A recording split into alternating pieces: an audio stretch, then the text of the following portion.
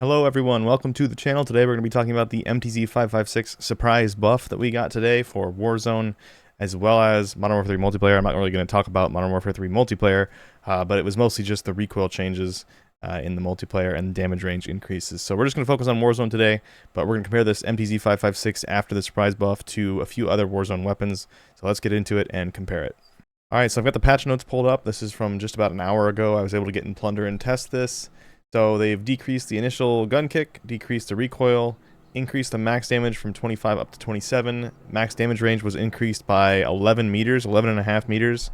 The near to mid damage was increased from 22 up to 24. And the damage range was increased by 13 meters as well. And then the min damage, which means the maximum damage range, also got a 2 damage buff from 20 up to 22. So let's go look at a TTK chart and compare this to some of the other weapons and see how it stacks up.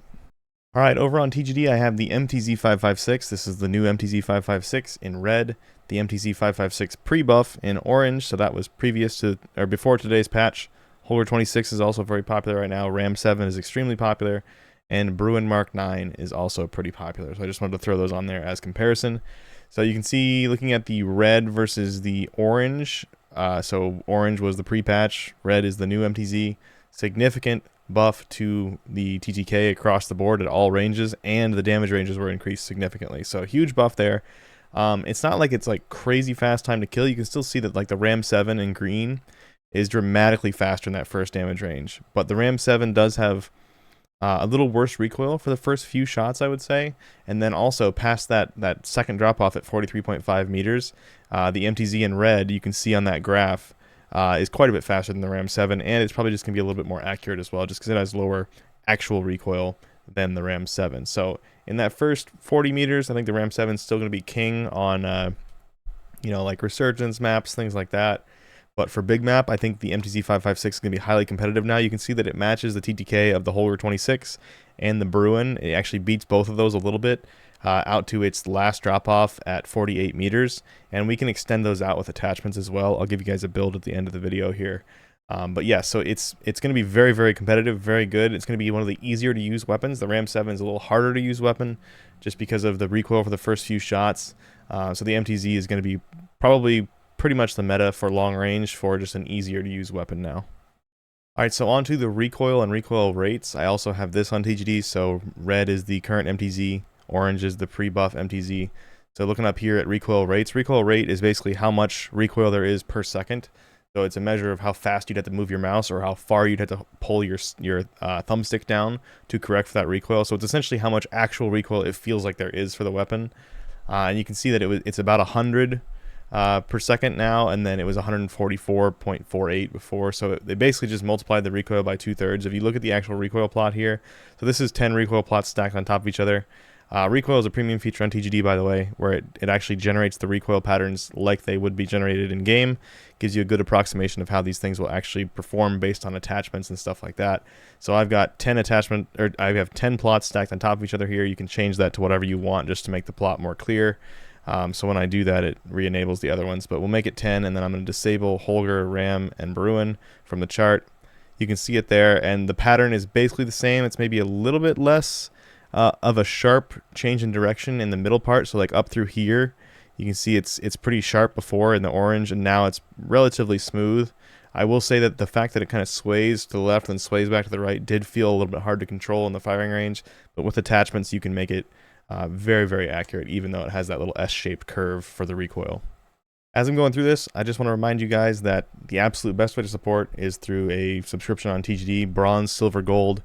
You get all the same features. Basically, you just get more metagen runs with the higher tiers of subscriptions, but I don't think anyone really uses that many metagen runs anyway. But that's always the best way to support us instead of going through, some service that's taken a large percentage cut. Our direct website, we get like 97% of the subscription revenue directly to us. So just wanted to say that's the best way to support. Always helps me not have to make sensational content on YouTube. I can just be honest with you guys. I don't have to make crazy thumbnails and crazy titles and things. I'm just honest. Like I think the MTZ556 is good now, so I'm going to tell you that it's good, and that's that. And because I have this external income source, I don't have to, I don't have to be crazy and try to clickbait everything. So I really appreciate that. But let's get back into it and talk about the the best build for the MTZ 556.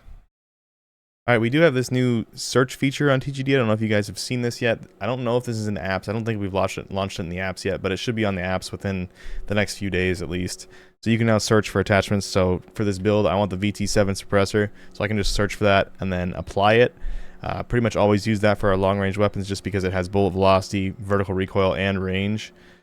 And then for this gun, I felt like it would really benefit from longer damage range, as most weapons do, higher bullet velocity and a little recoil help. So I think MWIII is using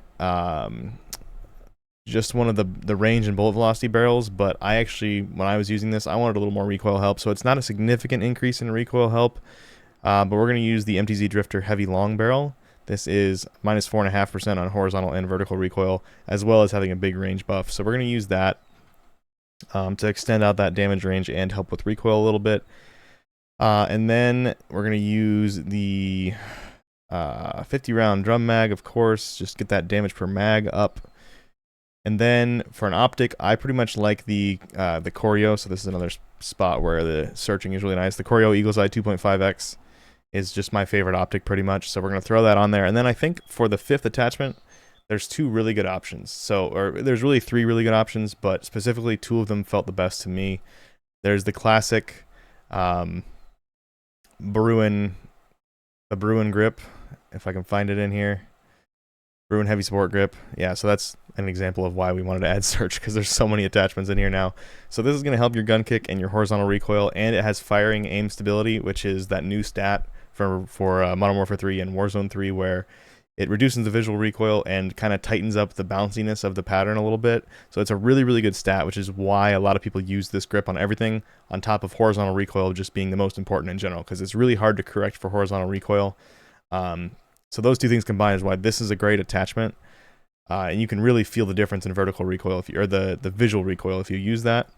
But I also felt like there's two stocks that are really good. So we've got the EXF close quarter stock and the MTZ Marauder stock, and I actually felt like, for me, the increase in the gun kick on the MTZ Marauder was actually more beneficial than the horizontal and vertical recoil. So for me, the MTZ Marauder stock is what I liked on this, and I used this in the firing range, and I felt like I was just hitting the most shots with the MTZ Marauder. Now, as always, you can try this out. So I would use those the first four attachments. I think are pretty set. But I think that the fifth attachment for this weapon, MTZ Marauder stock, or the EXF close quarters, or that Bruin underbarrel, you could take those in and you could go to the true TTK simulation, put those attachments on there, and then use the firing range to get your accuracies against that last target. Plug those in, and you can kind of see exactly how it comes out as far as estimated time to kill at all ranges. So that's kind of just a little addition there. If you want to use that true TTK simulator, that is an example of how you can use it for comparing attachments, even not even just weapon to weapon. But overall, I do think the buffed MTZ is a very, very meta option. I think the recoil is extremely easy to control now, and it wasn't bad before, but now it's very easy to control, and it has a competitive time to kill with the other weapons. So it's basically, the time to kill is very on par with the other LMGs, which MWIII loves the LMGs right now because they're easier to control recoil at longer ranges, which is what most people are looking for. But they are a little heavier, so they're slower to ADS, they're slower to move, things like that. So this MTZ 556, we now have a competitive low recoil AR, which we haven't had for a while. So I think it is absolutely up there for a very meta option. So I was just talking about how we haven't really had a low recoil AR that's in the meta. I do want to mention the SVA 545. This is also another very low recoil weapon. If we look at the recoil of these two, the actual recoil of the MTZ is much, much lower than the SVA, but because it has really low visual recoil, the SVA feels like an absolute beam, and you can always put it on that hyper burst mode where you toggle it to, like it's single fire, which is actually a 2-round burst, and it has literally no recoil and basically the same time to kill as this chart shows here. So those two things combined, I think the SVA is very competitive as well, with the MTZ as being like the best low recoil AR option right now. So you can see on this chart, SVA is orange, MTZ is red. So if you hit your hyperburst, the SVA is actually faster out to 37 meters, and then they kind of trade blows out to 53 meters, and then from 53 meters on, the MTZ is the best. So keep that in mind. I think the SVA is excellent as well. As I'm going through this, I just want to remind you guys, if you appreciate all the work that goes into the site, don't forget to subscribe to the channel, drop a like on the video, let me know in the comments how you like the MTZ, if you feel like it needed this buff, if you feel like it's a very good weapon now that it has these changes, since it's low recoil, pretty good damage. But yeah, that's it for the video. I don't have anything else to talk about. Just wanted to show you guys this surprise buff to the MTZ. So hope you have a good day, and I'll see you in the next one.